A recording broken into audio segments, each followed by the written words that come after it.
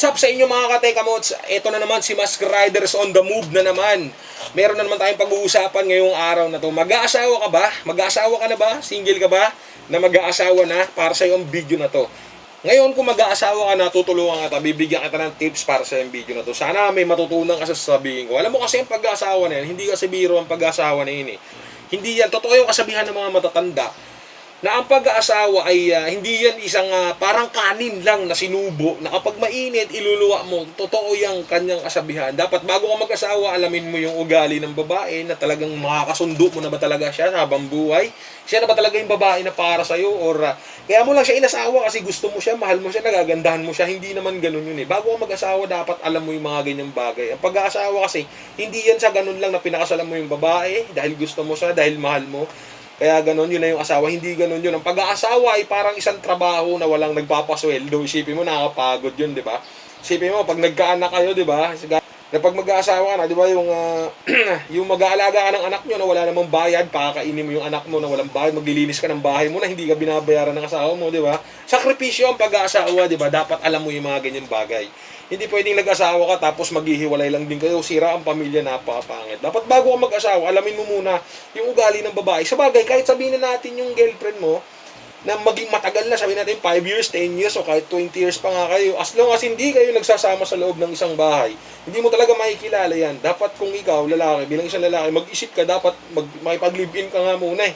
Kumbaga kung kaya ng oras mo ba, dapat makipag-live-in ka para malaman mo yung totoong ugali ng babae. Hindi yung kung kailan nag-ano lang kayo, mag-jowa lang kayo, tapos nag-decide lang kayo na magpakasal, mag-asawa na kayo, tapos pagdating ng panahon, puro na lang kayo away, di ba? Napakapangit. Tapos maapektuhan din yung bata, di ba? Marirealize nyo pala na hindi nyo pala mahal yung isa't isa, di ba? Para lang kayong nabigani sa ganda at gwapo. Kagwapuhan nyo, di ba? Parang gano'n, hindi kayo nag-iisip. Dahil sa ganyan na nag-living kayo, dahil ang gwapo naman nito, napakaganda nito, ang sexy nito, hindi naman sa ganun yun eh. Kasi ang totoong buhay ng pag-aasawa, partner na yun eh, habang buhay na yun eh. Pag nagkaanak kayo, tapos maghihiwalay kayo, di ba? Yung bata ang kawawa. Dapat bago ka mag-asawa, alam mo na talaga yung mga ganyang bagay. Kasi mahirap yung ganyan na pagdating ng panahon, magsisisi ka. Sa bagay, hindi mo nga talaga makikilala yung babae. Gaya yung sabi ko, hindi talaga natin makikilala yung babae. Pero dapat bilang isang lalaki, maging tayo, maging investigador. Kailangan malaman talaga natin yung tunay na ugali ng babae.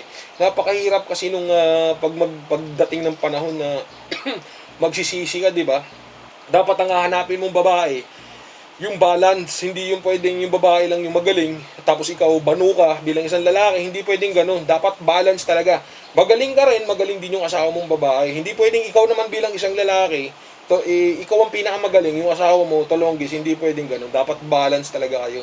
Dapat meron diyang give and take. Tsaka dapat, hanapin mong babae, yung babaeng marunong sa gawaing bahay, hindi lang sa ganda, hindi lang sa puro ganda, yung gawaing bahay, hindi yung puro katamaran yung pinagagawa, di ba? Hindi yung nakahilata lang bilang isang babae na dapat kayo ang gumagawa ng trabaho ng bahay, minsan ginagawa na ng lalaki. Pero hindi ko naman sinasabi yun para gawin nating parang katulong yung babae. Kaya tayo mag-aasawa kasi kailangan natin tagahugas. Hindi gano'n. Tragis yan. Umuha ka na lang ng yaya.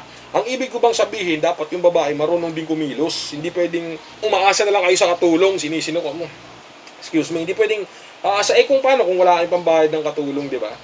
Dapat yung babae marunong din sa gawaing bahay. Tsaka ikaw, bilang isang lalaki, hindi porket bilang lalaki, kasabihan ng mga matatanda na ang mga lalaki talaga is puro trabaho lang. Ang babae talaga nasa bahay lang na parang katulong. Hindi dapat ganun. Balance talaga dapat. Yung babae marunong sa gawaing bahay, marunong sa trabaho, madiskarte sa trabaho, at ganun din ikaw dapat. Marunong ka din sa gawaing bahay. Hindi yung ang alam nyo lang, paano kung pares kayong mga talonggis na walang alam sa gawaing bahay, di ba? Pero hindi naman hindi ko rin masasabi to kasi maling mo kung ikaw na nanonood, di ba? Siyempre may rich kid ka, hindi ka sanay gumawa sa gawaing bahay, wala akong magagawa doon. Pero ang sinasabi ko sa'yo, siyempre, kung mag-aasawa ka, dapat ganun. Pero kung mayaman ka naman, siyempre, bahala kayo sa buhay nyo. Trip nyo naman, buhay nyo naman yan. Diba? Ang pag-aasawa ay napakahirap talaga. Dilubyo ang pag-aasawa, baka akala nyo. Kahit sabi mong gaano pa aganda yung girlfriend mo noon, gaano pa aganda yung babae niyan, pagdating ng panahon dyan, talagang mabubuisit ka. May times talaga na hindi talaga kayo mag-aasundo. Pero dapat marunong kayo mag-handle sa isa't isa. Kapag kayong dalawa, hindi kayo nag-aasundo, dapat meron talagang isa doon na, yung magpapaubaya ba? Parang kahit ikaw, hindi pwedeng porket tayo lalaki, hindi tayo magpapaubaya, di ba? Dapat marunong din tayo magpaubaya. Hindi pwedeng ikaw na yung lalaki, ikaw na lang yung matigas sa loob ng bahay. Hindi pwede yung ganun. Dapat balance lang talaga. Sa galingan natin, kung mag-aasawa ka man, balak mo na magpamilya, galingan mo sa pagpili ng babae. Dapat yung babae, hahanapin mo yung babaeng paikisamahan ka kung meron o wala. Halimbawa, yung nawalan ka ng trabaho, di ba? Yung babae magpo-provide para sa pamilya nyo. Hindi pwedeng yung babae, tulonggis din, wala ring alam. Ikaw yung lalaki, di lalo kang mahihirapan. Tsaka dapat hahanapin mo yung babae yung sincere. Hindi pwedeng maganda lang.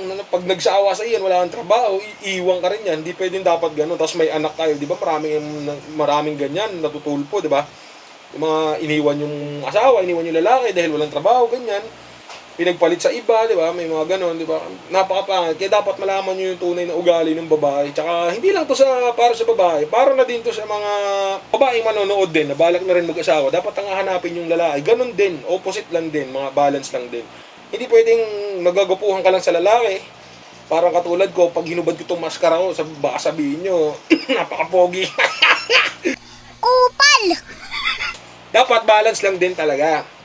Dapat hanapin nyo rin yung lalaking sincere. Hindi pwedeng babaero. Kasi kawawa kayo dyan. Pag nagkaanak kayo, tapos nakahanap ka ng lalaking babaero, sus, naku bala, talo kayo dyan. Anakan ka lang, tapos maghihiwalay, di ba? Kawawa lang yung bata dyan, tapos mag-uusap-usap. Kalimitan, di ba, sa mga mayayaman, sa mga may kaya. Naghihiwalay kasi may mga pere. Ayoko na sa'yo, pakialam ko sa'yo.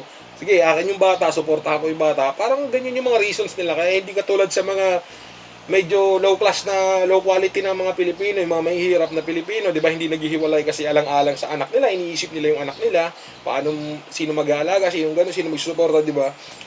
Pero kailangan talaga pinag-iisipan yan. Hindi naman to yung mga pinagsasabi ko is effective sa mga katulad ninyong lahat. Hindi naman to lahat effective, pero ang akin lang, gusto ko lang makapagbigay ng kung ano yung mga sa tingin kong tama, gusto ko lang din ma-share sa mga katulad yung nagbabalag na mag-asawa. Pero nasa sa inyo naman yan kasi may mga isip naman kayo, kanya-kanyang ano naman tayo.